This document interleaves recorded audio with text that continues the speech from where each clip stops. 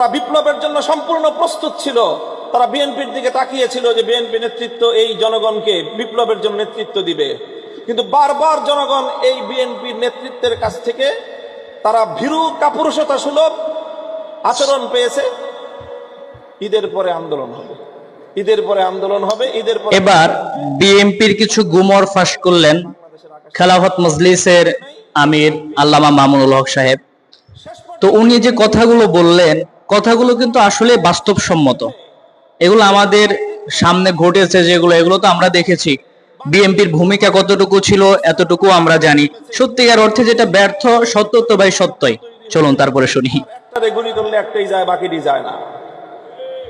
BNP নেতৃত্ব কি করেছে? 28 অক্টোবর সর্বশেষ, 28 অক্টোবর না নয়াপল্টনে যে সমাবেশ হলো 2023 সালে 28 অক্টোবর না, 28 অক্টোবর আমরা তখন জেলখানায় কারাগারে আমরা রোজা রেখে দোয়া করেছি। আগের দিন মনে করেছি আগামীকাল 28 অক্টোবর একটা ভালো কিছু আমরা দেখব।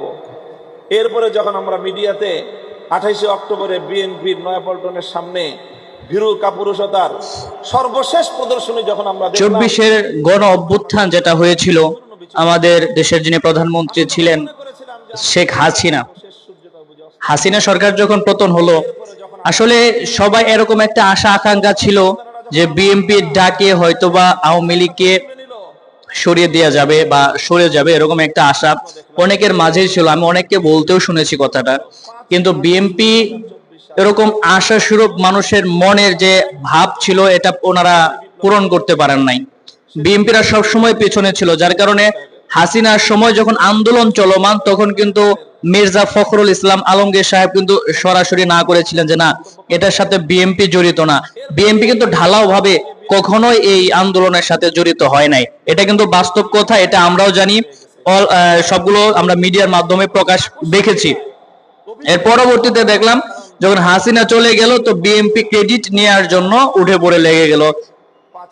এটা তো আমাদের সামনে ঘটে গেছে। অনেকে তো বলতেও শুনেছি এরকম যে গণ অভ্যুত্থানে মাস্টার মাইন্ড কে তারেক রহমান, বা এরকম একটা স্লোগান দিয়েছিল যে ছাত্র দলের যিনি সভাপতি। চলুন তারপরে কি বলে শুনি। আসলে বিপ্লবটা কি হলো এবং এখানে আমাদের অর্জনটা কি এবং আমাদের ভূমিকাটা কি। তো সেই ভূমিকাটা দেখলো যে ইতিহাস যখন লিখবে যে 2024 সালের জুলাই বিপ্লব, 36 জুলাই বাংলাদেশ মুক্তি লাভ করেছিল এবং এই নেতৃত্বটা কিভাবে এসেছিল, সেখানে প্রথমেই যে কথাটা আসবে সেটা হলো বিএনপির চরম নেতৃত্বের ব্যর্থতার প্রেক্ষিতে বিকল্প নেতৃত্ব মাঠে এসেছিল। কাজেই 5ই আগস্ট 36 জুলাইয়ের বিপ্লবের সফলতা মূলত বিএনপি নেতৃত্বের কাপুরুষতা, আপোষকামিতার এক স্পষ্ট দলিল।